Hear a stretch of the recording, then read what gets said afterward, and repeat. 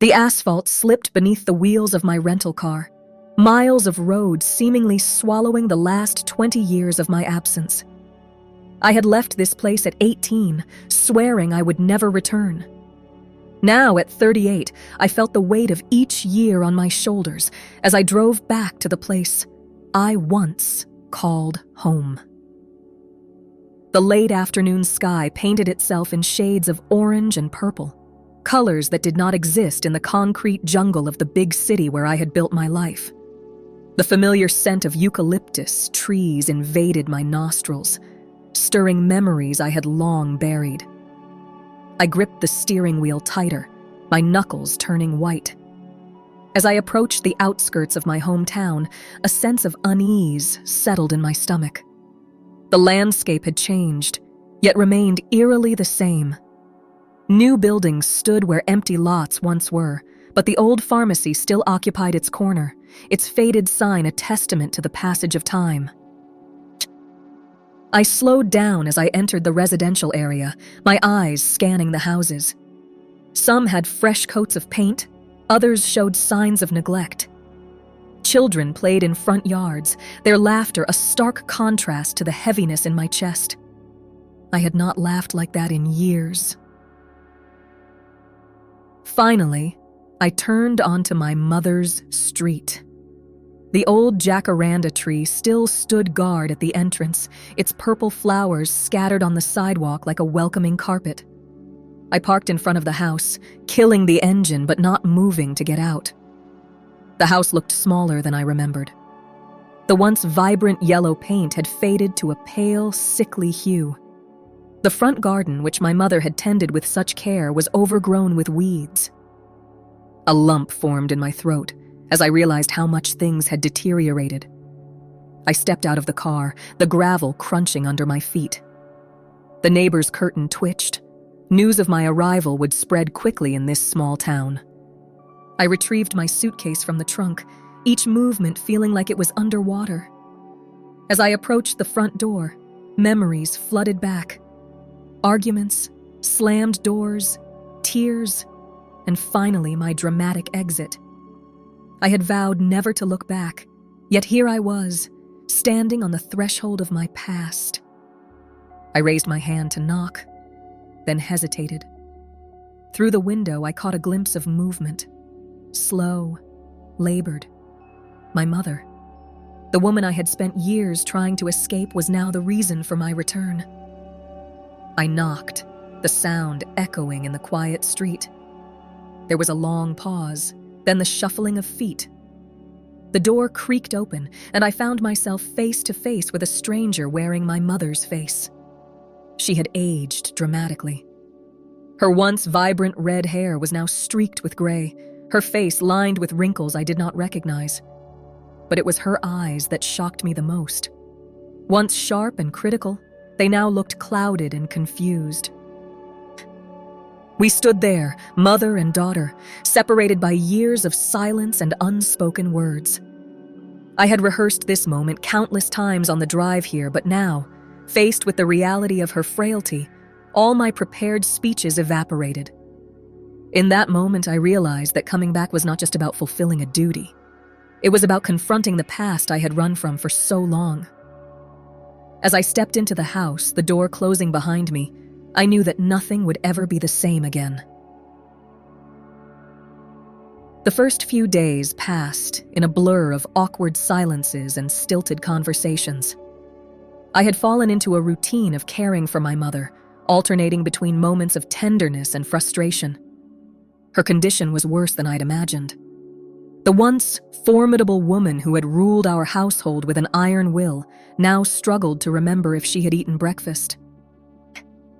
I found myself moving through the house like a ghost, touching faded photographs and dusty knickknacks, each one a painful reminder of the life I had left behind. The air was thick with unspoken words and unresolved conflicts. On the 5th day, as I was helping her into bed, I noticed a change in her demeanor. Her eyes, usually clouded with confusion, suddenly sharpened. She gripped my wrist with surprising strength, her gaze boring into mine. "Ah, Livia," she said, her voice clearer than it had been in days. "There is something I need to tell you." I froze, caught off guard by the lucidity in her tone. A part of me wanted to brush it off, to attribute it to her illness, but the intensity in her eyes told me this was important. She began to speak, her words coming out in a rush, as if she feared losing her clarity before she could finish.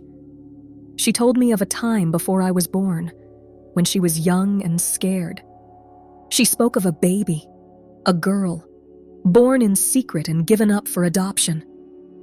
I listened, my mind struggling to process the information. A sister. I had a sister I had never known about. The room seemed to spin around me as I tried to grasp the magnitude of this revelation. My mother's grip on my wrist tightened as she continued. She explained how young she had been, how unprepared for motherhood. The decision to give up the baby had haunted her for decades. As she spoke, I saw her not as the mother who had driven me away, but as a young woman grappling with an impossible choice. It did not excuse the years of difficult relationship between us, but it cast our history in a new light.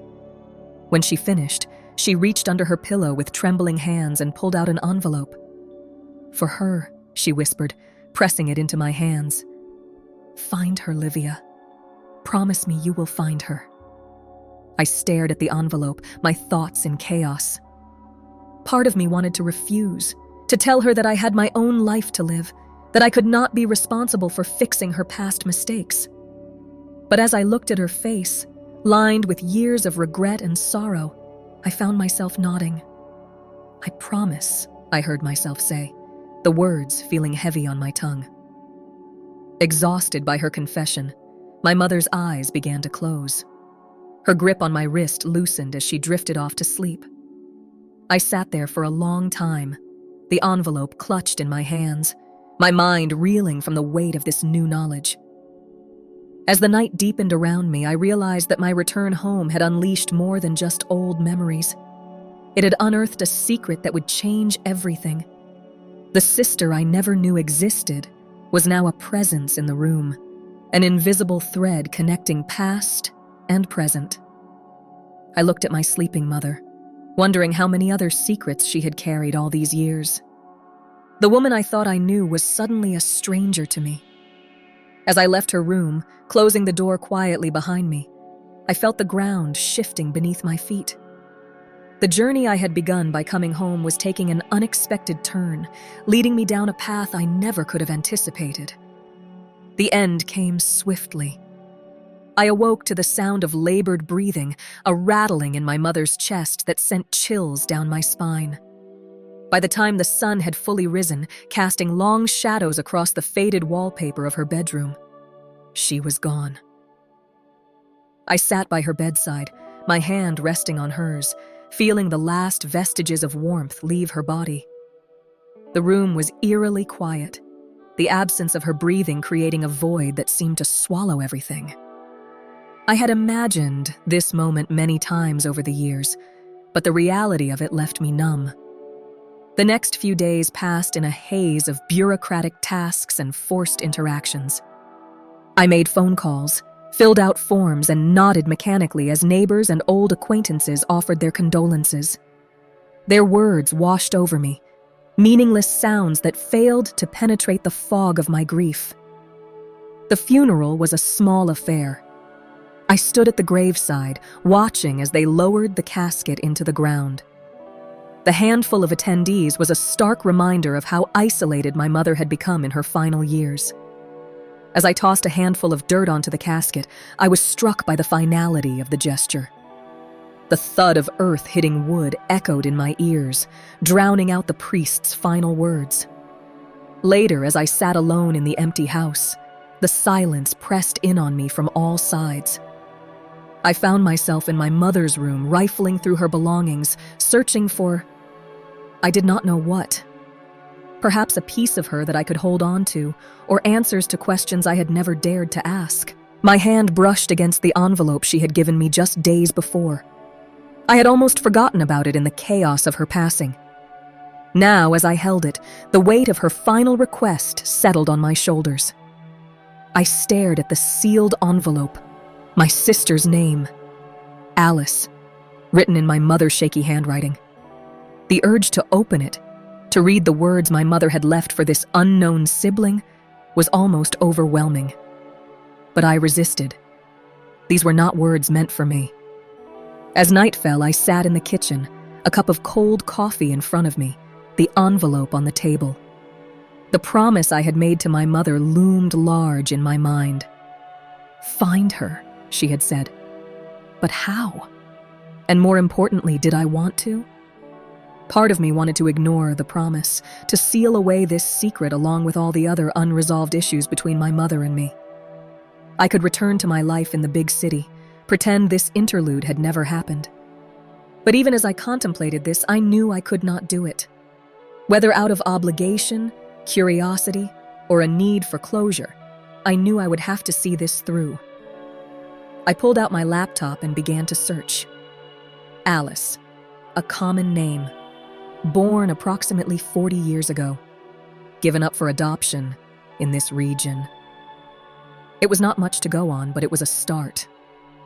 As the first rays of dawn began to creep through the kitchen window, I was still at it, following leads, making notes.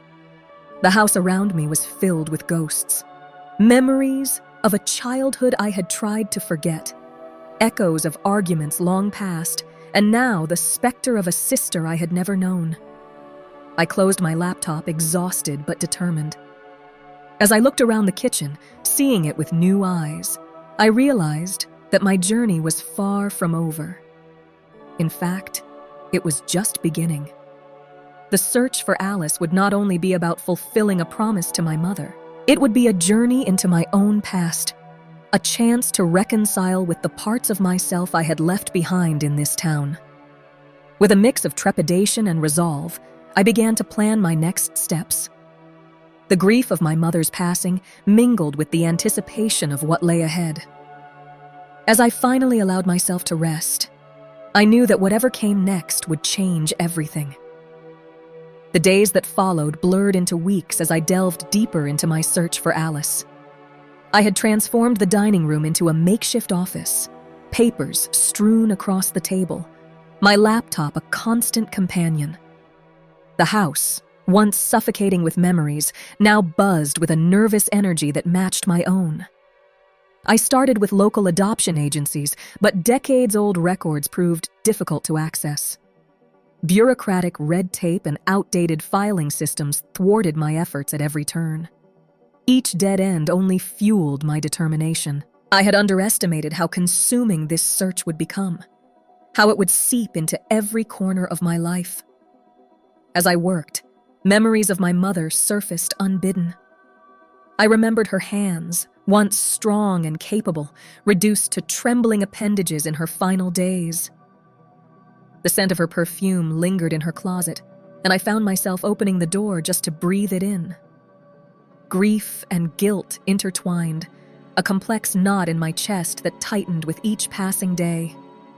One afternoon, as frustration threatened to overwhelm me, I found myself in my old bedroom. It remained unchanged, a time capsule of my teenage years. Posters of long-forgotten bands peeled at the corners, and dust coated the shelves of books I had once treasured. I sat on the bed, its springs groaning in protest, and allowed myself a moment of vulnerability. I thought about the sister I never knew I had. What would it have been like to grow up with her? Would we have shared secrets, fought over clothes, protected each other from our mother's mercurial moods? The weight of lost possibilities pressed down on me, and for the first time since my mother's passing, I wept. As the tears subsided, I noticed a shoebox peeking out from under the bed. Curious, I pulled it out. Inside, I found a collection of mementos my mother had kept.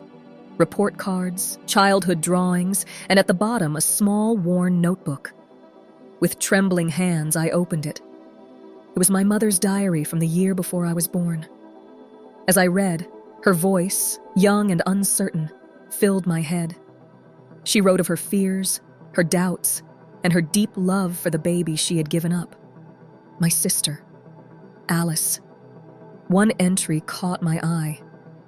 My mother mentioned a name, Maria Santos, a friend who had helped her through the adoption process.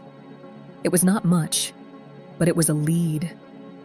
Energized by this new information, I threw myself back into the search. I tracked down Maria Santos, now elderly and living in a nearby town. Her memory was foggy, but she remembered enough to point me towards a small city just a few hours away. As I drove towards this potential new lead, the landscape changed around me. Rolling hills gave way to industrial outskirts, then to a bustling city center. I checked into a small hotel, my mind racing with possibilities. The next morning, I visited the local records office. Hours passed as I pored over dusty files and faded documents. Just as I was about to give up, I found it. A birth certificate for an Alice Oliveira, born on the date my mother had mentioned in her diary. My heart pounded as I read the address listed for the adoptive parents. It was here, in this very city. Alice had been so close all this time, living out her life just a few hours away from where I grew up. As I stood on the street, staring at the address scribbled on a piece of paper in my hand, the reality of what I was about to do hit me. I was about to upend someone's life, to introduce chaos into what was likely a peaceful existence. Was it fair? Was it right? But I remembered my promise to my mother, the look in her eyes as she had pressed that envelope into my hands. I thought of the sister I never knew, the shared blood that flowed through our veins. With a deep breath, I started walking towards the address. Each step felt heavy, laden with the weight of the past and the uncertainty of the future. I did not know what awaited me at the end of this journey, but I knew I had to see it through. As I approached the house, my heart in my throat, I realized that whatever happened next would change everything. For better or worse, there was no going back now. The house stood before me, a modest 2-story structure with a well-maintained garden. My palms were slick with sweat as I approached the front door, my heart hammering against my ribs. I had rehearsed this moment countless times in my head, but now that it was here, words failed me. I raised my hand to knock, then hesitated. What right did I have to disrupt this woman's life? The weight of the envelope in my pocket seemed to grow heavier. I closed my eyes, took a deep breath, and knocked before I could change my mind. The seconds stretched into an eternity as I waited. Then I heard footsteps approaching. The door opened and I found myself face to face with a woman who could have been my mirror image. She was my height, with the same dark hair and green eyes that I saw every day in the mirror. But where my face showed the strain of recent grief and sleepless nights, hers was open and curious. She raised an eyebrow, waiting for me to speak. I stumbled through my introduction, my voice barely above a whisper as I explained who I was and why I was there. As I spoke, I watched Alice's face transform. The open curiosity vanished, replaced by a blank mask that betrayed no emotion. When I finished speaking, the silence that followed was deafening. Alice's hand tightened on the doorframe, her knuckles turning white. Her response when it came was curt and cold. She denied having a sister, refused the envelope I offered, and made it clear she wanted nothing to do with me or the past I represented. I tried to plead my case, to explain further, but Alice was unmoved. Her voice, though controlled, held a tremor that betrayed the turmoil beneath her composed exterior. She spoke of the family she already had, the parents who had loved and raised her. In her words, I heard the unspoken accusation. I was an intruder, a threat to the life she had built. Before I could formulate a response, Alice was closing the door. I stood there, stunned, as the sound of the lock clicking into place echoed in the quiet street. The sister I had spent weeks searching for, the one I had built up in my mind, wanted nothing to do with me. I had not anticipated how much that would hurt. As I walked back to my car, I felt numb. The envelope, still clutched in my hand, seemed to mock me. I sat in my car, staring at Alice's house, part of me wanting to go back, to force her to listen. But I knew that would only push her further away. I drove back to my hotel in a daze, my mind replaying every moment of our brief encounter. As I lay in bed that night, sleep eluding me, I made a decision. I would not give up. Somehow I would find a way to connect with Alice. I owed it to my mother, to Alice, and to myself to see this through. But as the first light of dawn crept through the curtains, I had to admit that I had no idea how to proceed. The certainty I had felt during my search was gone, replaced by a gnawing doubt. I had found my sister, but in doing so, I might have lost her before I ever truly had her. The weight of my mother's final request pressed down on me. I had promised to find Alice, but I had not considered what would happen if Alice did not want to be found. As I watched the sun rise over an unfamiliar city, I realized that my journey was far from over. In fact, the real challenge was only just beginning. In the days that followed my encounter with Alice, I found myself adrift in a sea of uncertainty. I had extended my stay at the hotel, unable to bring myself to leave the city where my sister lived. Each morning I woke with a renewed determination to make things right, only to have that resolve crumble by nightfall. I spent hours walking the city streets, my mind racing with possibilities. I imagined running into Alice by chance, pictured a scenario where we could talk without the barrier of a half-closed door between us. But as the days passed, these fantasies began to feel increasingly hollow. On the third day, I found myself outside Alice's house again. I did not approach, instead watching from across the street as life unfolded within. I saw a man leave for work, a teenager heading to school. Alice appeared in the window briefly, watering a plant. The normalcy of the scene struck me like a physical blow. This was the life I had disrupted with my unexpected arrival. As I stood there, a neighbor eyed me suspiciously. I realized how I must look. A stranger lurking outside a family home. Shame washed over me, and I retreated back to my hotel room. That night, I dreamt of my mother. In the dream, she stood in her garden, young and vibrant as I had never known her. She turned to me, her eyes filled with a sadness I could not comprehend. When I woke, my pillow was wet with tears. The next morning, I made a decision. I could not continue this way, haunting the fringes of Alice's life like a ghost. I had to respect her wishes, no matter how much it hurt. With a heavy heart, I began to pack my belongings. As I was about to check out of the hotel, the desk clerk handed me an envelope. My heart leapt, thinking perhaps Alice had changed her mind. But the handwriting was unfamiliar. Inside was a brief note from Alice's husband. He had seen me watching the house and had guessed who I was. His words were not unkind, but they were firm. He asked me to leave his family alone. I sat in the hotel lobby, the note crumpled in my fist, feeling more alone than I ever had before. The promise I had made to my mother weighed heavily on me. I had found Alice, yes, but I had failed to connect with her. The envelope my mother had entrusted to me remained undelivered. Its contents, a mystery that would likely never be revealed. As I drove out of the city, I felt a chapter of my life closing. The search that had consumed me for weeks was over, but the resolution I had hoped for remained elusive. I had set out to fulfill my mother's last wish and to find a connection to a family I never knew I had.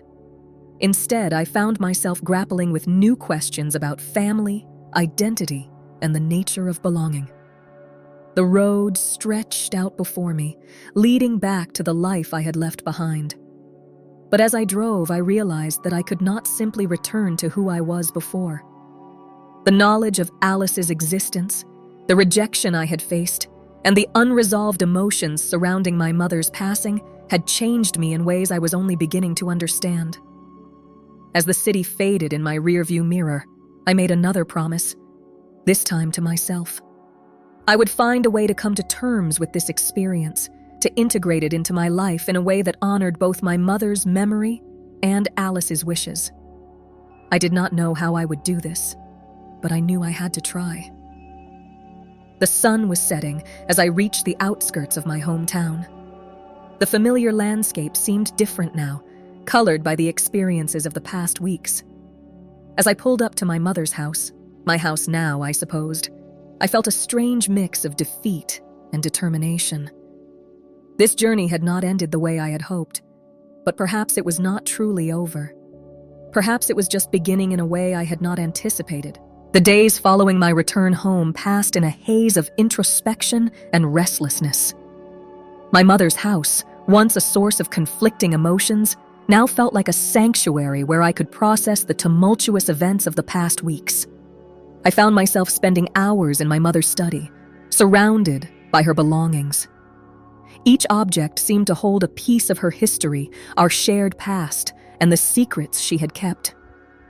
I pored over old photo albums, letters, and documents, searching for clues about Alice, about my mother's life before me, about the choices that had shaped our family. One afternoon, as I was sorting through a box of old papers, I came across a small, leather-bound journal I had never seen before. My hands trembled as I opened it, recognizing my mother's handwriting. It was dated from the year Alice was born. As I read, my mother's voice, young and vulnerable, filled my head. She wrote of her fears and doubts, her deep love for the baby she had given up, and her anguish over the decision. The raw emotion in her words brought tears to my eyes. For the first time, I began to truly understand the weight she had carried all these years. In one entry, she wrote about her hopes for Alice's future. She imagined her growing up loved and cherished, living a life free from the hardships my mother had faced. Reading these words, I realized that in a way, my mother's wish had come true. Alice had a family who loved her, a life she cherished enough to protect fiercely from intrusion. This realization brought with it a bittersweet sense of closure. While the pain of rejection still stung, I began to see that perhaps the kindest thing I could do for Alice, and for my mother's memory, was to respect her wishes and step back. As the days turned into weeks, I found myself reevaluating my own life. The search for Alice had awakened something in me, a desire for connection, for understanding my roots. I began to reach out to distant relatives, piecing together our family history. Each conversation, each story shared, helped me feel more grounded, more connected to who I was and where I came from. I also started volunteering at a local adoption support group. Listening to the stories of adoptees, birth parents, and adoptive families gave me a new perspective on Alice's reaction. I began to understand the complexity of emotions surrounding adoption, the delicate balance of identities involved. One evening, as I sat on the porch watching the sunset, I made a decision. I would write a letter to Alice, not to push for a relationship or to disrupt her life, but to offer closure. I would share what I had learned about our mother, express my understanding of her decision, and leave the door open should she ever change her mind. As I wrote, I felt a weight lifting from my shoulders. I realized that fulfilling my mother's last wish wasn't just about delivering a letter or forcing a connection. It was about understanding, acceptance, and finding peace with the past. I sealed the letter along with the envelope my mother had left for Alice. Then I packaged it all up with a note explaining that this would be my final contact unless she chose otherwise. I sent it to the address I had visited weeks ago with no expectation of a response. That night, I slept more peacefully than I had in months. The journey I had embarked on had not ended as I expected, but it had changed me in profound ways. I had set out to find a sister and fulfill a promise, but in the process, I had found a new understanding of myself, my mother, and the complex ties that bind families together. As I drifted off to sleep, I felt a sense of hope for the future. Whatever came next, I knew I was ready to face it with a newfound strength and understanding. As autumn painted the town in hues of gold and crimson, I found myself settling into a new rhythm of life. The house that had once felt like a repository of memories and regrets now pulsed with a quiet energy of renewal. I had repainted the walls, rearranged furniture, and filled the rooms with plants. Small changes that symbolized larger shifts within myself. Weeks had passed since I sent the letter to Alice, and as expected, no response came. Yet the act of writing it had been cathartic, allowing me to release the last tendrils of expectation and fully embrace the present. I threw myself into my work, writing with a fervor I hadn't experienced in years. The story of my search for Alice, transmuted through fiction, flowed from my fingertips. It was raw, honest, and deeply personal, a departure from my usual style that both excited and terrified me. As I wrote, I found myself exploring themes of identity, family, and the choices that shape our lives. The characters on the page became vehicles for understanding my own experiences, allowing me to process my feelings in ways I hadn't been able to before. One crisp morning, as I sat at my desk working on the final chapters of my manuscript, an unexpected email arrived.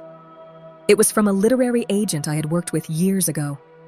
She had come across my YouTube channel, Unraveling Ties, and was intrigued by the stories I was telling. She expressed interest in seeing my latest work, sensing a new depth and maturity in my writing. With trembling hands, I attached my unfinished manuscript and hit send. It felt like I was sharing a piece of my soul, vulnerable and exposed. But there was also a sense of rightness to it, as if this was the story I had been meant to tell all along. Days later, I received a response that left me breathless. The agent loved the manuscript and wanted to represent it. She spoke of its raw emotion, its exploration of complex family dynamics, and its potential to resonate with a wide audience. For the first time in years, I felt a spark of excitement about my career. As I threw myself into editing and refining the manuscript, I found myself reflecting on the journey that had led me here. The search for Alice, while not ending as I had hoped, had opened up new pathways in my life. It had forced me to confront my past, to grapple with difficult truths, and ultimately to grow in ways I never anticipated. I thought of my mother often during this time. I imagined her watching over me, perhaps with a mixture of sadness and pride. I hoped that somehow she knew that her final request had set in motion a chain of events that had changed my life for the better. One evening, as I sat on the porch enjoying the last warm days of the season, I received a text from an unknown number. My heart skipped a beat as I read the message. I received your letter. I'm not ready to meet, but I want you to know I read every word. Thank you for understanding. Alice. Tears welled in my eyes as I read and reread the message. It wasn't the dramatic reconciliation I had once dreamed of, but it was something. An acknowledgement. A tiny bridge across the chasm that separated us. It was enough. As the sun dipped below the horizon, painting the sky in brilliant shades of orange and pink, I felt a profound sense of peace wash over me. The future stretched out before me, full of possibilities I had never before imagined. My search for Alice had ended, but my journey of self-discovery was just beginning. I took a deep breath, savoring the crisp autumn air. Tomorrow I would dive back into my writing, continue to build my new life, and remain open to whatever surprises the future might hold. But for now, in this moment, I allowed myself to simply be, grateful for the path that had led me here, and hopeful for all that was yet to come. The story of Alice and me might not have had the ending I initially hoped for, but it had given birth to a new chapter in my life. And as I sat there, watching the stars emerge in the darkening sky, I realized that sometimes the most beautiful stories are the ones we never expected to tell.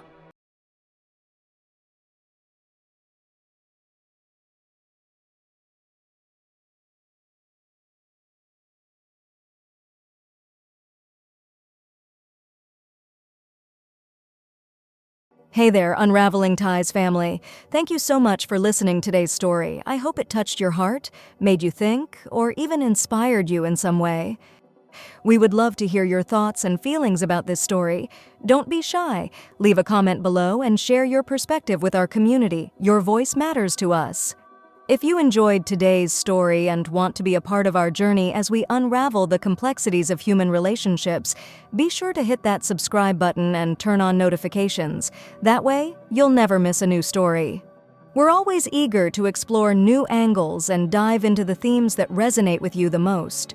So tell us, what kind of stories would you like to see in upcoming episodes? Your input helps us create content that you'll love. And hey, if today's story reminded you of a personal experience or a tale you'd like to share, we're all ears. Feel free to share your own stories in the comments. Who knows, your story might even inspire a future Unraveling Ties episode. Once again, thank you for being a part of the Unraveling Ties family. Your support means the world to us. Don't forget to hit the subscribe button. Until next time, keep embracing the ties that bind us and never stop exploring the depths of the human heart. See you in the next video.